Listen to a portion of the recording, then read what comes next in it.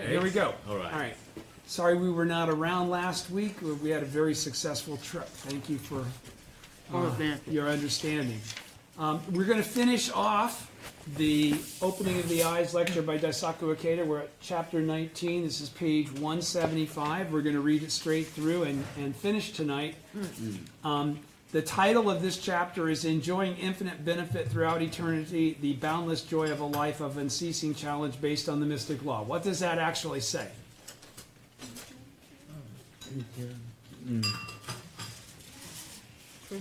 Enjoying infinite benefit throughout eternity. What would that be? What would True be Buddhahood.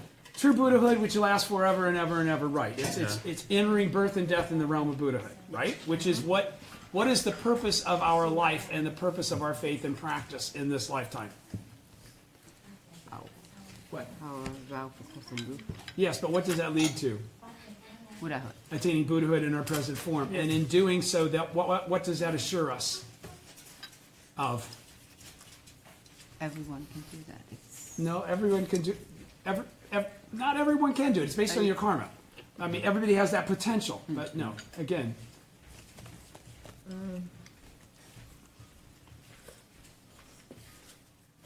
Ask the question again, No. please. again, what is the function of attaining Buddhahood? What do you acquire in the process of attaining Buddhahood? You enter the realm of birth and death in the realm of Buddhahood, right?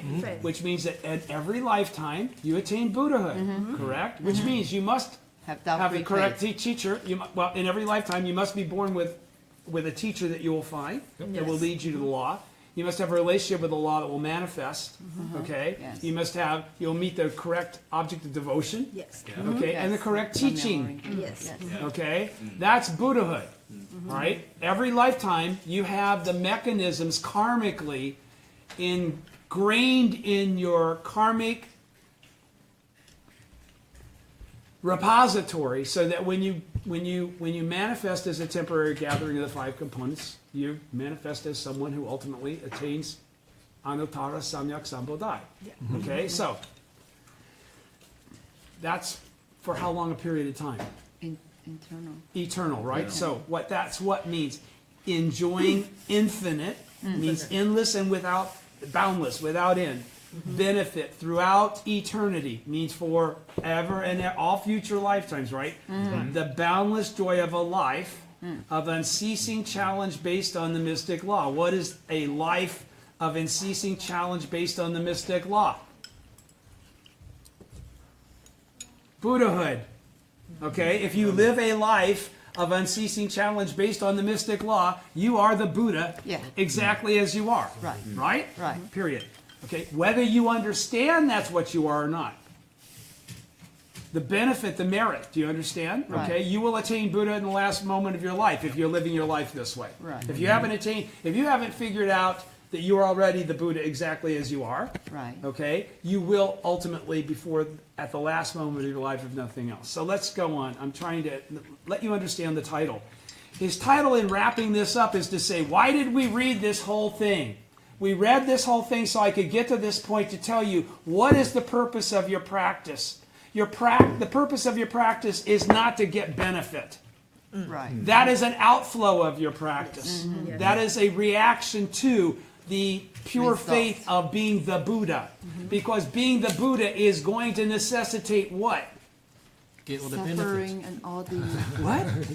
overcome all the Yes, and if you become the Buddha, it's not going to be easy It's not- street. no. There's no such thing. It's what we've just read for 18 chapters, Right. is that it hand in hand with being the Buddha is adversity and difficulty that is always overcome.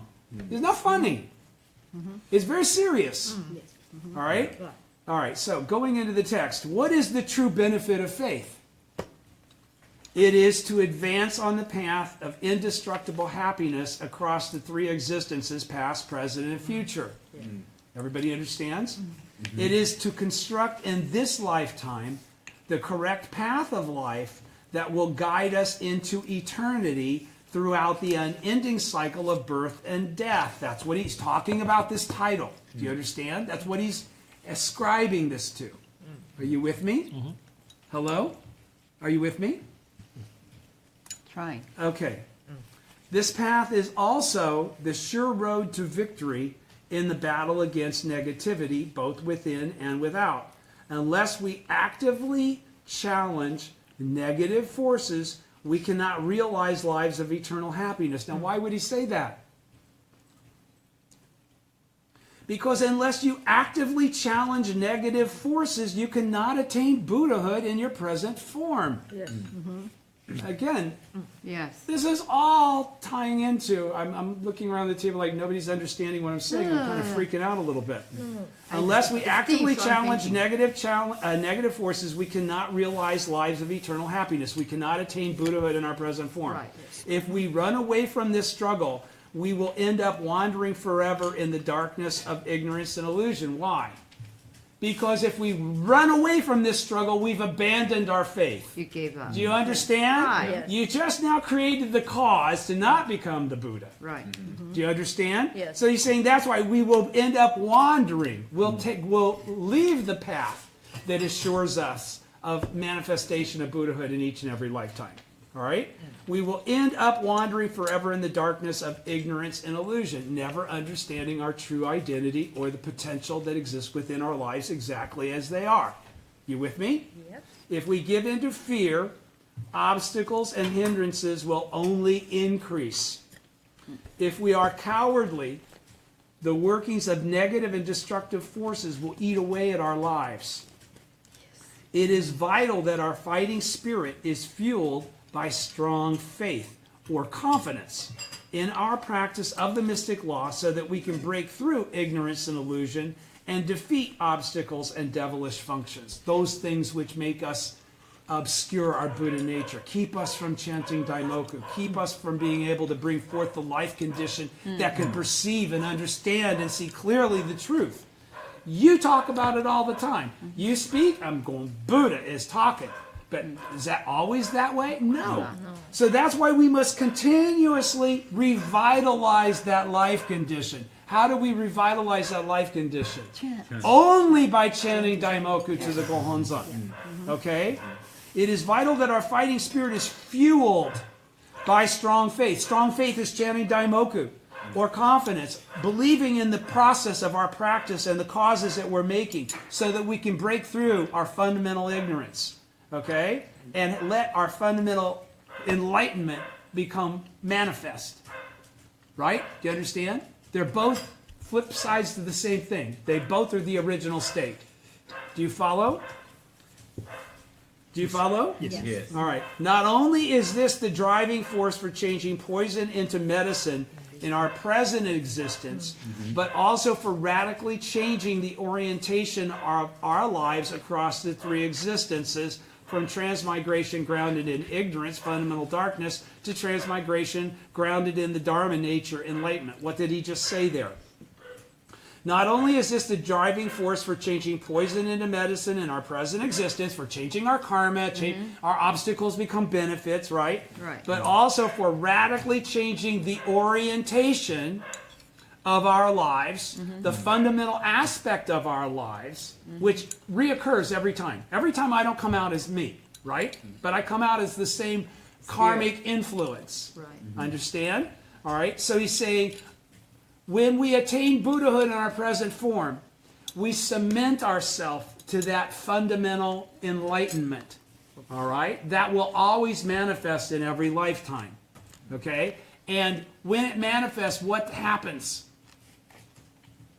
The simultaneity of cause and effect kicks in, and if we have never attained Buddhahood in a previous lifetime, we now, at the attainment of Buddhahood for the first time, do you understand? Right. The realization, fundamentally change all of the pre-existing karma that would have been causes that would have kept us away from the Gohonzon, and they are radically changed. That's the orientation he's talking about. Do you understand? Okay. That's the orientation. The orientation is one that would keep you in delusion versus one that opens you to enlightenment. Do you understand? This is karma. This isn't wisdom. Okay? This is karma that releases Buddha wisdom. Do you understand? This isn't about being smart. This isn't about reading stuff. This is about faith. Do you understand? Okay. So, from transmigration grounded in ignorance, fundamental darkness, not understanding that you're the Buddha, to transmigration grounded in the Dharma nature, the fundamental understanding that you are the Buddha exactly as you are. Consequently, when we firmly solidify our fighting spirit, what does that mean? We make the determination of the vow to never give up, no matter what we're faced with. Right? Right. Consequently, we firmly solidify our fighting spirit. The great hardships we encounter become a source of great joy. Why? Because we defeat them. When we defeat them and we see the truth, we're very happy, right? You even talk about that all the time. That sense fills your life. This chapter will examine the final section of the opening of the eyes. In the following passage, which constitutes the closing lines, Nichiren Daishonin reveals his state of infinite joy to his followers, who were themselves undergoing bitter obstacles. Everybody understands, right? Okay. He's in exile. They're also catching a lot of crap for being his disciples. For what I have done, I have been condemned to exile, he's quoted. But it is a small suffering to undergo in this present life, and not one worth lamenting. Why? Why is he able to say that? Because he knows that what he's doing now is like exchanging rocks for gold or filth for rice. Okay? This is, whatever I have to go through is a temporary thing in terms of discomfort or challenge or difficulty compared to eternal Buddhahood. Do you understand? All right, so that's what he's talking about. For what I have done, I have been condemned to exile, but it is a small suffering to undergo in this present life, and one not worth lamenting when compared to attaining Buddhahood and fulfilling my mission for the law. In future lives, I will enjoy immense happiness. A thought that gives me great joy. In other words, his conviction of his Buddhahood is absolute. His mugiwashi is absolute. Nichiren indicates that the spiritual state he has attained through battling unrelenting persecutions as the votary of the Lotus Sutra is one of great joy, transcending the bounds of life and death. Transcending the bounds of life and death. It's something that supersedes the temporary ebb and flow of life in a single existence. In this passage, we can sense his fervent wish to convey this profound everlasting benefit to his embattled followers in Kamakura. Why? Because this is the fundamental teaching of the Buddhism of the sowing. Add Nam Myoho Renge Kyo to this conviction is done. Do you understand? So, he's saying, we of the SGI have taken faith in Nichiren Buddhism in order to become happy and lead better lives. And we have learned about the importance of Kosen Rufu as the way to realize happiness and peace for ourselves and others. Nichiren indicates that the ultimate goal of faith lies in attaining the same kind of immense and eternally indestructible happiness that he himself has secured through overcoming enormous obstacles and hardships and obstacles. So what's he qualified there? The state of Buddhahood that Nichiren achieved and that brought forth this unending, unparalleled state of joy, even in the face of the greatest adversity, is available to any of us that live in the same way, in the same path, with the same faith as Nichiren. Okay? That's what he just qualified there. Those lacking a desire for the way become mired in the sufferings of birth and death. From page 176. Quoting from the Gosho itself. I, Nichiren, am sovereign, teacher, and father and mother to all the people of Japan. But the men of the Tendai school who do not refute misleading teachings are all great enemies of the people. As Chang'an has noted, one who rids the offender of evil is acting as his parent. One who has not conceived a desire for the way can never free oneself from the sufferings of birth and death. Shakyamuni Buddha, the Lord of Teachings, was cursed by all of the followers of non-Buddhist teachings and labeled as a man of great evil. The great teacher Tentai was regarded with intense enmity by the 3 schools of the south and the 7 schools of the north. And Tokuitsu of the Dharma Characteristics School of Japan criticized him for using his 3-inch tongue to try to destroy the 5-foot body of the Buddha.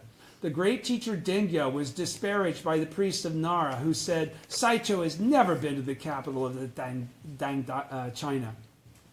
But all of these abuses were incurred because of the Lotus Sutra, and they are therefore no shame to the men who suffered them. To be praised by fools, that is the greatest shame. Now that I, Nichiren, have incurred the wrath of the authorities, the priests of the Tendai and True Word schools are no doubt delighted. They are strange and shameless men. Shakyamuni Buddha appeared in the Sahe world. Kumarajiva journeyed to the Qian dynasty in China, and Dengyo likewise went to China, all for the sake of the Lotus Sutra. Aradeva and Arashima sacrificed their bodies. Bodhisattva Medicine King burned his arms as an offering, and Prince Jogu, which is the same as Prince Shotoku, stripped off the skin on his hand and copied the sutra on it.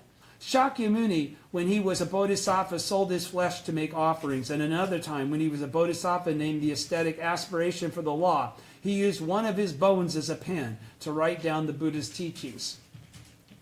Tentai has said that the method chosen should be that which accords with the time.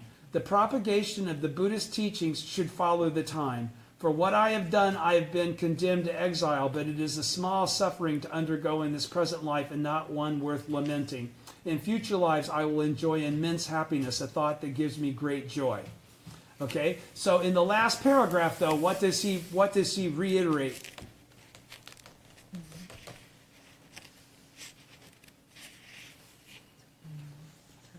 He's reiterating the fact that the teaching, the Lotus Sutra, it says that Tentai says the method chosen, Shoju versus Shakabuku, should accord with the time. Nichiren has in this writing already qualified that this time that he's writing the writing in is a time for Shakabuku, a land filled with slanderers of the law, right? Okay, so what he's saying is that for doing the correct thing that Tentai prescribed in his teachings, all right, I have been condemned to exile. Do you follow? Yeah. But he says, by knowing that I'm doing the correct thing, I don't care about that. That's not suffering to me. That's joy. That's the pathway to my Buddhahood. That's what's going to allow doing what I'm supposed to do, even though it has consequences. Staying with it, no matter what the consequences might be. That's Mugi Washin. Yes. That's doubt-free faith. Okay, so he's saying, based on that, I know I'm going to attain Buddhahood in the future, something that gives me great joy. So that what I'm suffering by being here on Sato, no big deal. I can deal with this. This isn't even bumming me out. I'm more concerned about you guys. Are you okay? Let me encourage you with the truth of the teachings. All right. Many people question and criticize Nichiren Daishonin's insistence on practicing Shakabuku, the method of propagation through rebuking slander of the law, a great affront to Buddhism, saying to the effect, doesn't Shakabuku only lead to harsh persecution without bringing any advantage? In response, in the opening of the eyes, Nichiren explains that compassion is what motivates the votary of the Lotus Sutra in his efforts to denounce evil and refute the error of slander, citing the words of the great teacher Chang'an of India, one who rids the offender of evil is acting as his parent. Based on this spirit of compassion, Nichiren declares himself to be the sovereign teacher and parent of the Buddhism of sowing of the latter day of the law. Everybody's with me? Mm-hmm. Okay. Nichiren castigates the priests of the Tendai school of his day, who in stark contrast to his own lofty commitment to protect the law, allowed slander of the Lotus Sutra to go unchallenged. Why? How?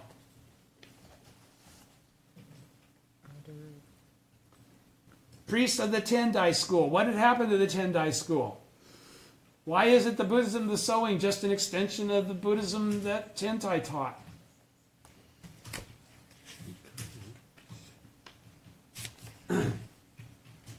Don't forget what happened at Mount Hei, right? Started out as pure and then true word. Okay, after Jikaku, mixed up, screwed up, no longer Lotus Sutra is the highest of all teachings. It's equal to the Mahavajrana Sutra. Right? Yes. That's what he's talking about. Nichiren castigates the priests of the Tendai school of his day who had not stood up to the true word teachers and said this is bullshit. Okay? Don't do this. Right? who, in stark contrast to his own lofty commitment to protect the law by even going to Sado Island, being willing to go to Tatsunokuchi, having cut, he would not renounce what he was saying, right? Those other guys just went along with whatever Jikaku and Shisho said, all right? Even while supposedly basing themselves on that teaching, which they weren't. Do you understand? All right. So he's saying he pronounces that those who have not conceived a desire for the Buddha way cannot hope to free themselves from the suffering of birth and death. Do you understand that? Listen to what he's saying, though. He's saying if you don't desire to attain enlightenment, it will be very difficult for you to do so. Lighting the fire of wanting to be the Buddha is part of the process of becoming the Buddha. All right? He's saying, okay. In other words, the priests of the Tendai school had forgotten, and by the way, your practice is that function. You understand that? You don't have to be in stage 6 where you understand you're the Buddha. Going on from 2 to 5 is the same thing as 6. It's just a level of understanding. They're the same thing. Yes. All right? In other words, the priests of the Tendai school had forgotten the spirit to fight against evil. When the time came to take a stand, they failed to do so. They just capitulated. It was the easy way. All right? Those who call themselves practitioners but have no seeking spirit toward Buddhism are nothing but imposters and frauds. They are pseudo-Buddhists. Let me read it again. Those who call themselves practitioners but have no seeking spirit toward Buddhism are nothing but imposters and frauds. They are pseudo-Buddhists. So people that don't study, people that don't chant Daimoku to the Gohonzon, because that's how you open up the wisdom to understand and decide to study. That doesn't come out naturally. That comes from the life condition of Buddha that occurs from chanting Daimoku to the Gohonzon. That comes from reading President Ikeda's lectures to try and understand the true nature of the teaching itself. All right? Rather than a twisted up one that's oriented by sects of priesthood. The Tendai school, in whose halls of learning Nichiren had also studied in his youth, could be described as the leading Buddhist school in Japan at the time. Yet, no matter how magnificent its temples, or how actively it engaged in scholarship, religious ceremonies, or prayers, it could not be said to uphold the correct teaching of Buddhism if it failed to inspire ordinary people to embrace faith that would lead to genuine enlightenment. Do you understand? For them to become the Buddha. He's saying that. He's saying, if it failed to inspire ordinary people to embrace Mugi Washin that would allow them to reveal their true identity as the Buddha. Exactly as they are. Yes. Okay? Furthermore, even though they professed belief in the teachings of the Lotus Sutra, Tendai school did, obviously, right? Yeah. They said that they were equal to behavioral jhana. The underlying spirit of which is to enable all people to attain Buddhahood. The Lotus Sutra's purpose is to allow you to attain Buddhahood.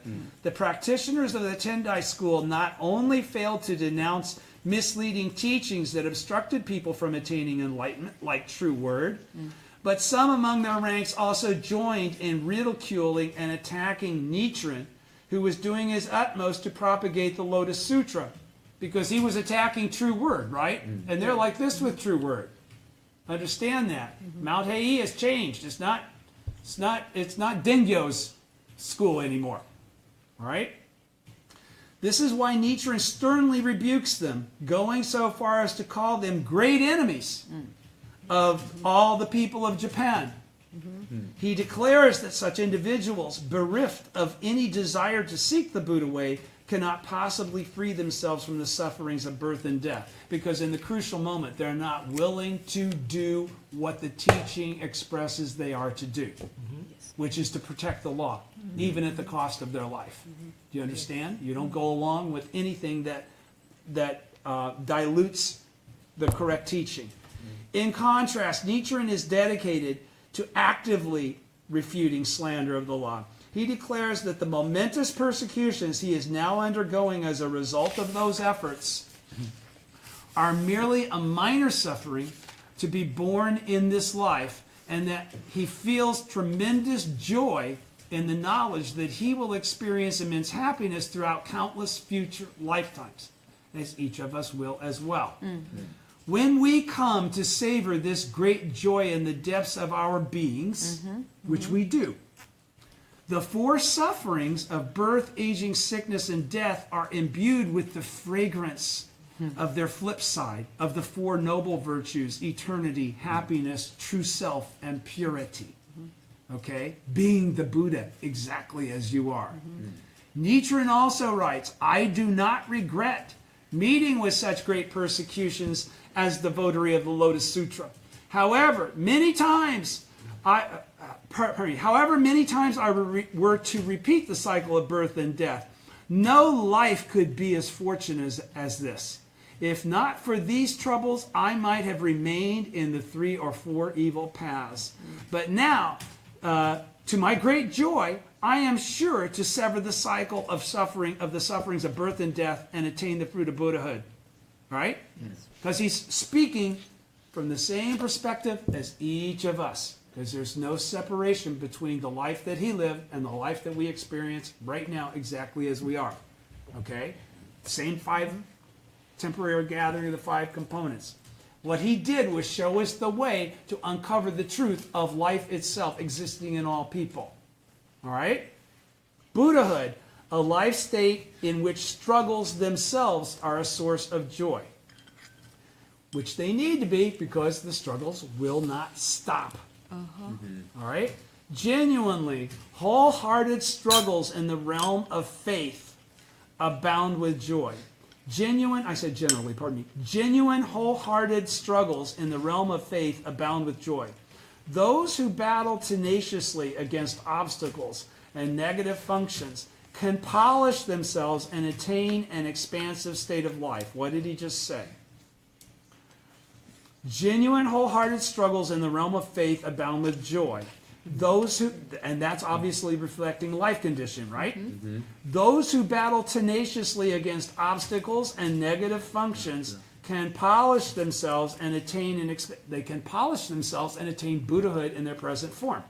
All right?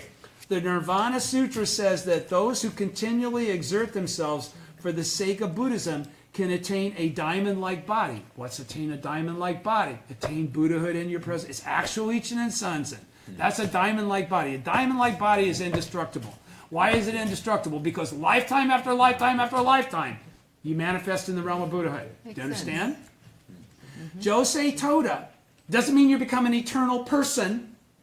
I don't stay Tom forever, my diamond-like body. God, I hope not. Okay? Josei Toda, the second Soka Gakkai president, once described the state of life of the Buddha of the latter day, demonstrated by Nichiren Daishonin and shared by all of us that follow of the same mind, as follows. Buddhahood is a state of absolute happiness, a state of being that at each moment is like a translucent ocean or a cloudless sky, utterly invincible and fearless. This is how I perceive the Daishonin's state of life during his exile on Sada.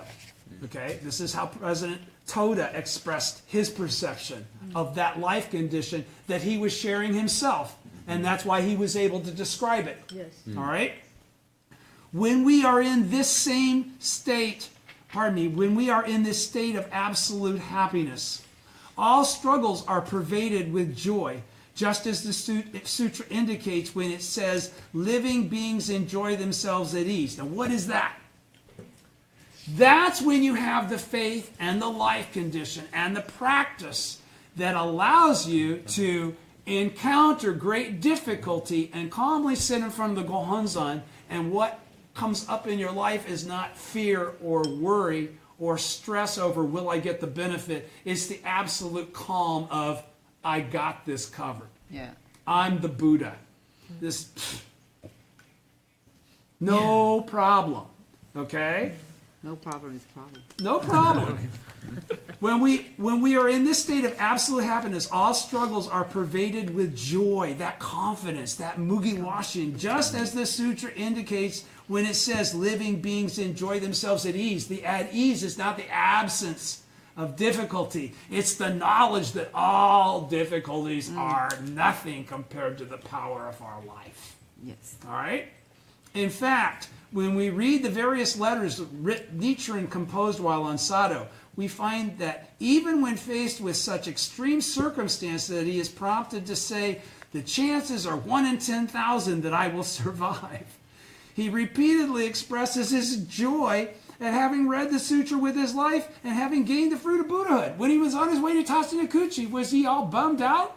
He was fully expecting that they were going to cut off his head. He's going, yeah, because that means I gave up my life for the law and I'm covered now.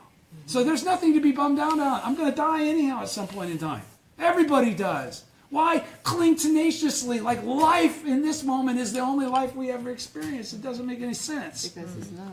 He writes, for example, when our prayers for Buddhahood are answered and we are dwelling in the true land of tranquil light, when we've achieved actual Ichinen Sanzen in our present form, we will experience the boundless joy of the law.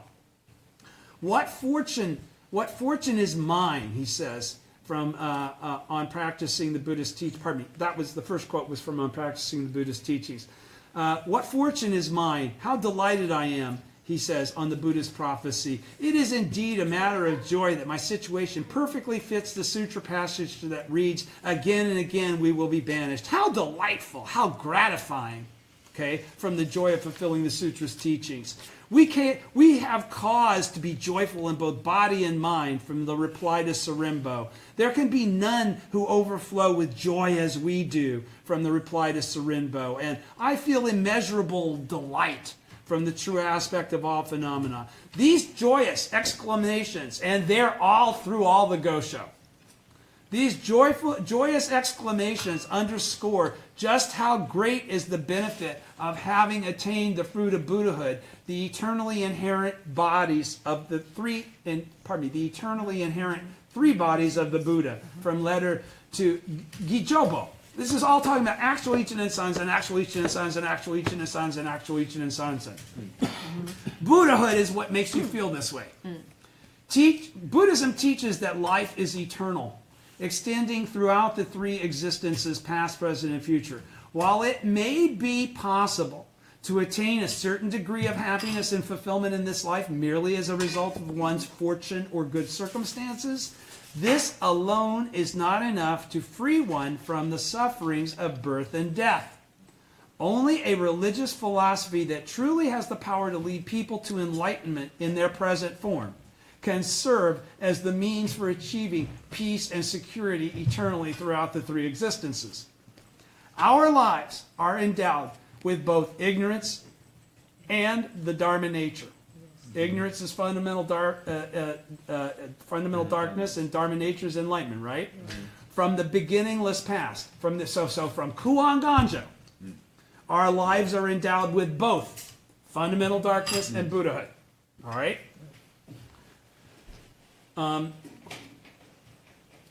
When our lives are dominated by ignorance, we are destined to wander from darkness into darkness in lifetime after lifetime. Okay? Ultimately falling into the three evil paths. The greater significance of encountering Nichiren Buddhism in this lifetime is that it enables us to break free of the accursed chains of this negative cycle. Why?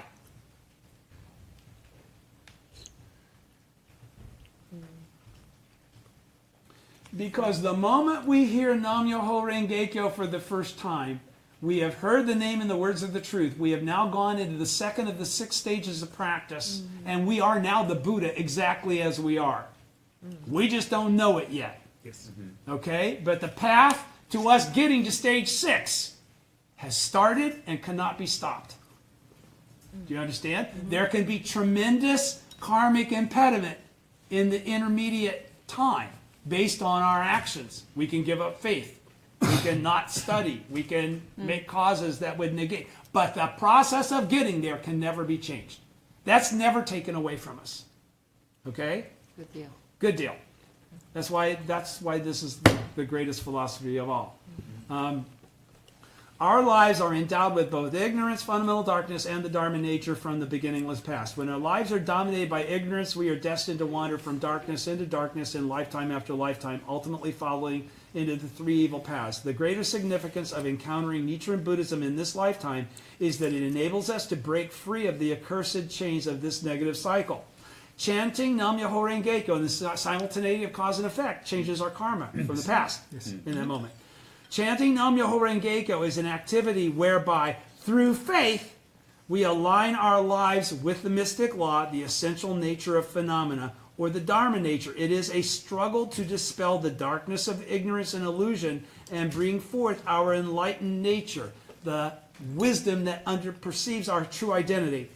Our efforts each day to chant Nam-myoho Renge-kyo and advance Kosen Rufu solidify within us the fundamental struggle to defeat negative functions and imbue our lives with the mystic law. They are the means by which we forge and polish ourselves at the deepest level, which would be the level of Buddhahood, our essential nature, original state. This is clear from the following well-known passage in Nichiren's writings on attaining Buddhahood in this lifetime, which we just read a couple weeks ago. That's the first Gosho in Volume 1, right? A mind now clouded by the illusions of the innate darkness of life is like a tarnished mirror. A mind clouded by the inability to see the truth of your own identity, okay, is like a tarnished mirror. But when polished, it is sure to become like a clear mirror, reflecting the essential nature of phenomena, reflecting the true state of our life, all right, and the true aspect of reality. Everybody's with me? Arouse deep faith and diligently polish your mirror day and night. How should you polish it? Only by chanting Nam-myoho Renge-kyo. Any position, honor, or wealth we may gain, we will possess only during our present existence. But the unshakable state of life we develop through faith in the mystic law represents our greatest spiritual treasure and manifests the eternity of Myoho Renge-kyo. Through faith, we can establish an invincible state of being that enables us to fight on, undaunted, whenever and whatever the occasion. Those who have forged such an imperturbable spirit to fight continually can live confidently, recognizing that birth and death are an innate part of life. This awareness that our lives are eternal over the three existences doesn't mean, however, that we can somehow see with telescopic vision specific scenes or events from our past or future existences. Those who continue making efforts for the sake of Buddhism are awakened in the depths of their beings to the eternal and indestructible nature of their lives, which tells them, if you want to know the past, look at this moment. If you want to know the future, look at this moment. That will be all you need to understand. Those who have valiantly carried out the struggle of compassion to refute error and proclaim the true in this lifetime, those who have valiantly carried out the struggle of compassion to refute error, what's that? Those who have valiantly carried out the struggle of compassion to do shakabuku and proclaim the true teaching, correct the incorrect teaching in this lifetime, know that they can rejoin that great struggle once more in their next existence because they understand Buddhahood. They already know. I'm doing this because I've done it before. Because I'm doing it now, I'm going to do it again. Right? There is absolutely no doubt that Soka Gakkai members who have devoted long years to the noble struggle for the happiness of their friends and fellow members and the peace and security of society have already solidified deep inside their inherently enlightened state of life. Now, what did he just say there? There is absolutely no doubt that Soka Gakkai members who have devoted long years to the noble struggle for the happiness of their friends and fellow members. That means people that actually practice for oneself and others. Okay? They didn't just practice to get benefits only. He's qualifying that now. He's giving you the qualifying of those Soka Gakkai members that have done this. Not all Soka Gakkai members. He's qualifying what's necessary to be what he's about to describe. All right? He says, There is absolutely no doubt that Soka Gakkai members who have devoted long years to the noble struggle for the happiness of their friends and fellow members and the peace and security of society, in that process, they're both contained, right? If you're struggling for the happiness of your friends and fellow members, you are also in that same process struggling for the peace and security of society. Yes. Do you understand? Mm-hmm.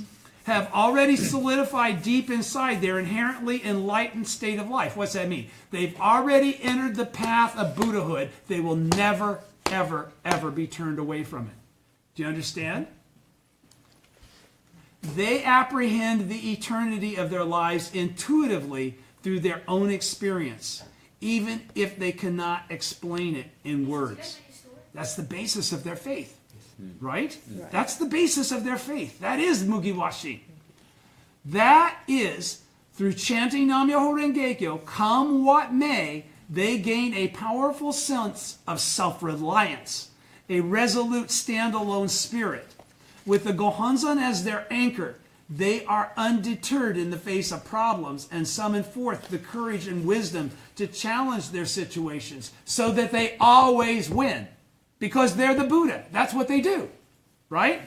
With a deep sense of appreciation toward all with whom they have a connection, even those that are causing the difficulty that's making them chant and express their Buddha nature through that process. Right? They never go like, oh, you did something bad to me. No. Everything's a reflection of me. Baby, yeah, let me get rid of this now. Thank you so much over there. We don't have enemies on that basis. We don't look at people did things to us. Right? No.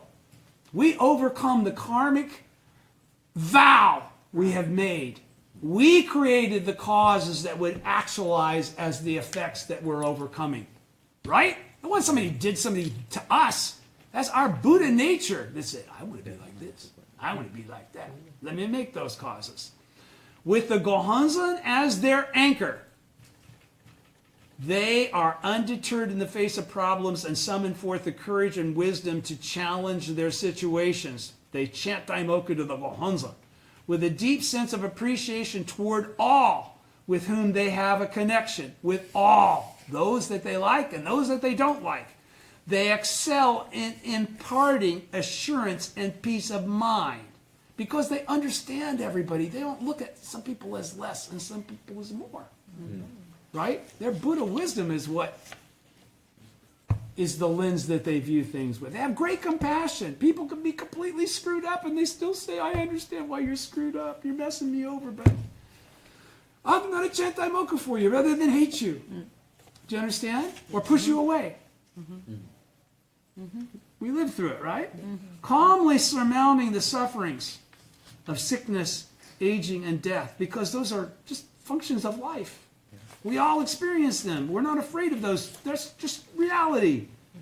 And with a vow to be reborn in the beautiful realm of the Soka Gakkai in their next existence to work once more for Kosen Rufu, they can conclude their lives of mission in this world with great joy.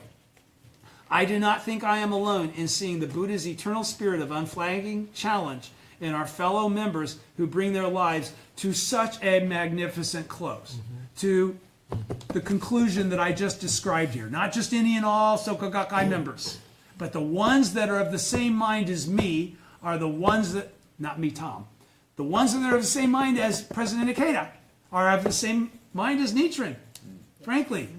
Okay? So, these courageous bodhisattvas of the earth, champions of Kosen Rufu, have established a state of absolute freedom across past, present, and future because they're Buddhas, based on the mystic law that permeates the life of the universe, as described by the passage, passing through the realm of births and deaths, one makes one's way to the land of the Dharma nature or enlightenment that is inherent within oneself. Does everybody understand that? That's from the OTT. Do you remember that? I'll say it again.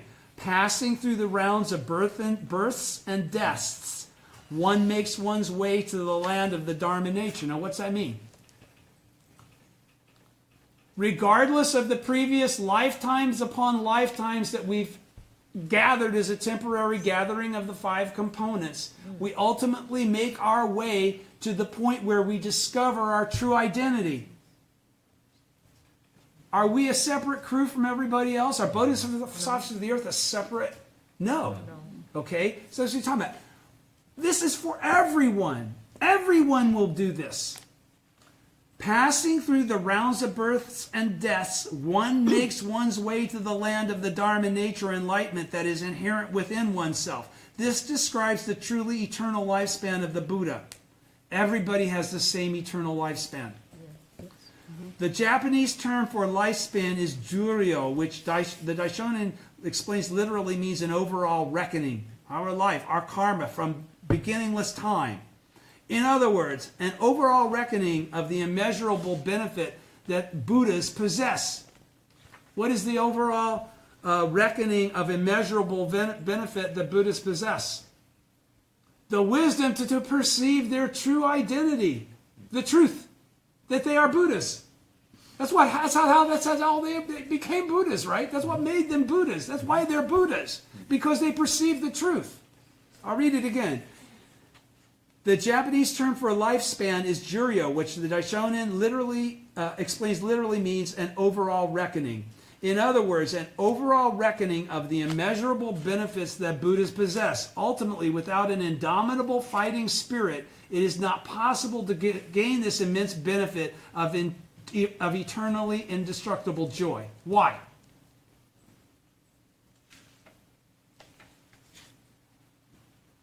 Because if you don't have an indomitable fighting spirit, the devil of the sixth heaven is going to kick your ass. You're not going to get there.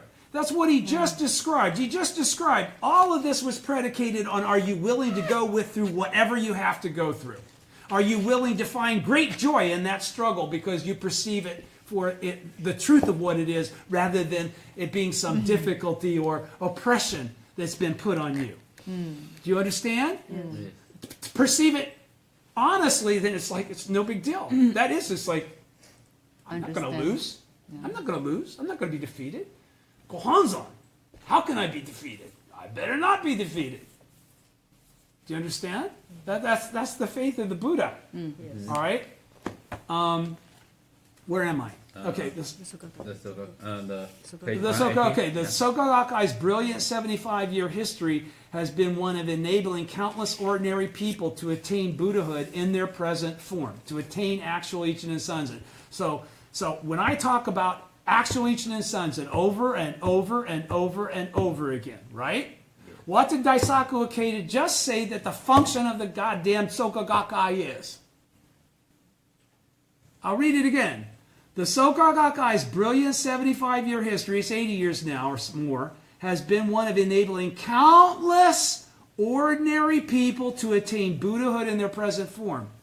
That means that there are a bunch of Buddhas that were created through the practice of chanting Daimoku the Gohanzon, right? He's qualifying that. He's not saying that they set themselves up to become Buddhas someday. No. He says they became Buddhas in this lifetime.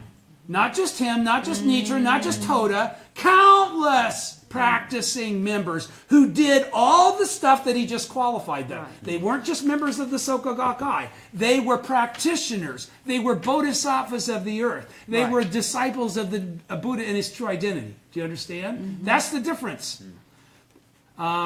This triumphant legacy will shine forever in the annals of Buddhism. To be praised by fools is the greatest shame. This is page 180. This is great. This is I totally live this.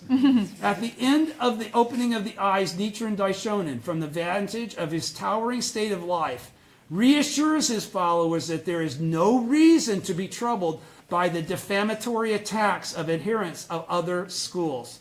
Those who practice the Lotus Sutra as it teaches will invariably be cursed and spoken ill of. So when it happens, don't get bummed out. But this is, in fact, the highest possible honor. That's why you shouldn't be bummed out. That's the validation that you're actually doing the right thing. Mm-hmm. All right? To be praised by fools, that is the greatest shame, declares Nichiren. Accordingly, there is no worse disgrace than being lauded by ignorant people who follow every whim of public opinion. People that go the herd mentality. This is what I heard. But they never studied, they never read, they never did anything to qualify shit. Okay? And they don't chant any daimoku. Yeah. They just show up to activities. And then fake it, smile, and leave. And they never chant daimoku at home. They miss gongyo. They don't practice correctly. This state of life, that's not possible. Right. Frankly speaking, your brain works differently. You don't let yourself off the hook. You have a prioritization of what's the most important things, and that's the anchor. That's the anchor of your life, the Gohanzan. Yes. It's not something you go to when you have a problem. It's not something you go to out of a sense of obligation or shame or desire for praise. Buddhists don't think that way. All right? Accordingly, there is no worse disgrace than being lauded by ignorant people who follow every whim of public opinion. This was the conviction shared by Tanesabiru Makaguchi and Josei Toda, the Soka Gakkai's first and second presidents, and it is also one that I have embraced as their successor and third president. As Buddhists, what matters most is not how we are judged by society, but whether we are actively waging a struggle to spread the correct teaching of Buddhism in a manner that accords with the time, and only the Gohanzan understands that. Us and the Gohanzan understand what we do every day, how we think every day, what's really important in our minds every day. Nobody else is capable of making that assessment. Do you understand? He says, as Buddhists, what matters most, as Buddhists, what matters most is not how we are judged by society. So it's not about what's coming at us. It's what's coming from our heart. It's the heart that's important. So there's nobody that can qualify this but you. Understand that. There's no judge. There's no referee out there that can say, oh, you are doing this or you're not doing this. Right. You're the only one that knows whether or not you're chanting to the Gohanzan. You're the only one that knows what goes through your mind. All right? In the passage from the opening of the eyes that we are studying, Nichiren explains the various practitioners devoted themselves to Buddhism, the way various practitioners devoted themselves to Buddhism at different times. Shakyamuni, who began expounding the law in this strife-filled Sahe world. Kumarajiva, who traveled from Central Asia to China to translate Buddhist sutras. The great teacher Dengyo of Japan, who went to China in pursuit of the correct teaching. Bodhisattva Aradeva and the Venerable Arashima, who sacrificed their lives to protect Buddhism. Bodhisattva Medicine King, who burned his arms as an offering. Prince Jogu, also known as Prince Shotoku, who stripped off the skin of his hand to copy the sutra on it. Shakyamuni, in a previous existence as a bodhisattva who sold his own flesh to make offerings to the sutra. An aspiration for the law, another incarnation of Shakyamuni, who used one of his bones as a pen to write down the teachings. While the form of practice in each of these cases is different, they are all actions that accord with the respective times in terms of selfless dedication to Buddhism. Their actions arise from a spiritual struggle committed to steadfastly protecting and perpetuating the correct teaching. Please understand what I just said.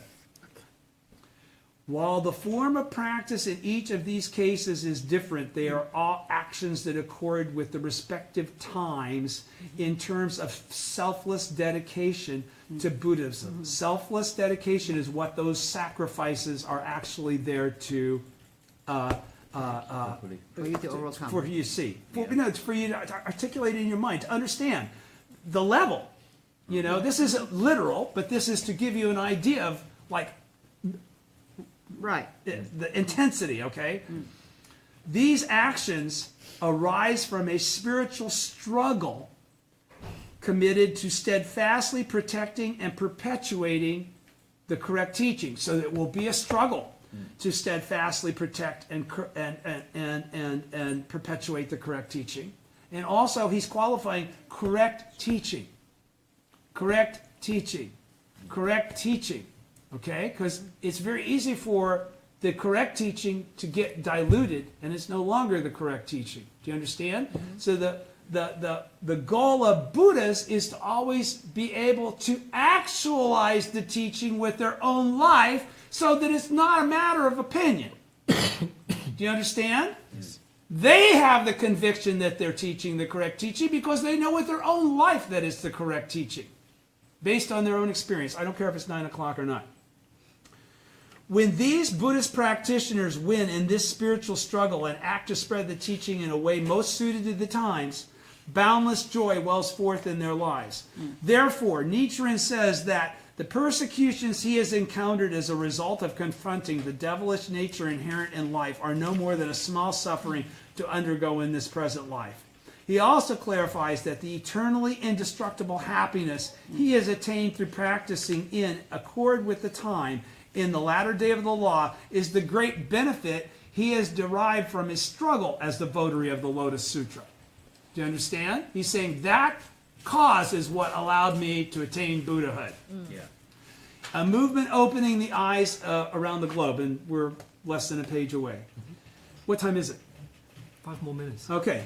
It is evident that Nichiren Daishonin was trying to convey to his followers, who were then facing various persecutions in Kamakura, the vast and towering state of life he had attained. All right? Yes. By describing his own imperturbable spirit, he undoubtedly sought to encourage them from the depths of his being, reassuring them to the effect, you don't have anything to worry about. You can become eternal victors. My disciples, follow my example.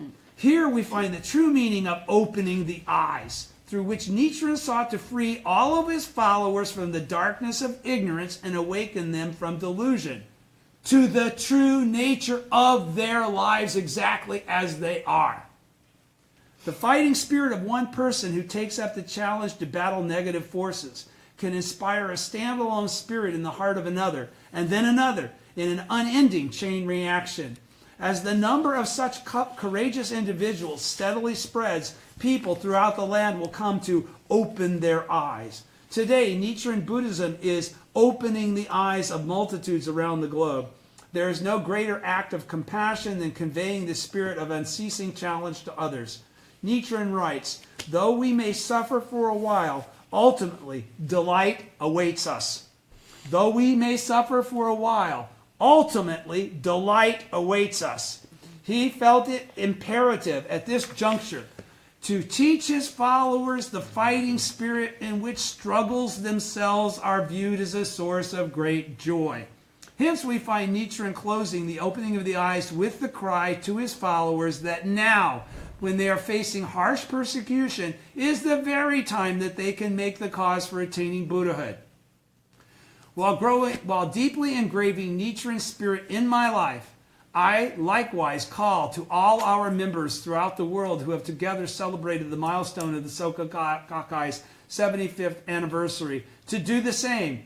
At this time, which represents the pioneering phase of worldwide Kosen-Rufu, we have forged, through profound life-to-life ties, a global network of countless courageous bodhisattvas of the earth, possessing an invincible spirit of challenge. This network of people who have awakened to the fighting spirit epitomized in Nichiren's own struggle truly embodies the essence of the opening of the eyes. I hope that with this great conviction, each of you will become a sun-like presence in your place of mission, while solidly accumulating in your life infinite benefit that is indestructible throughout past, present, and future. The time for us to challenge ourselves is now.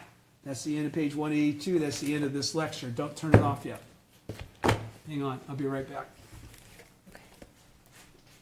This is what we're going to read next. I talked to you guys about, oh God, it's upstairs in my briefcase because I was going to read it on this trip. Okay, you remember the next?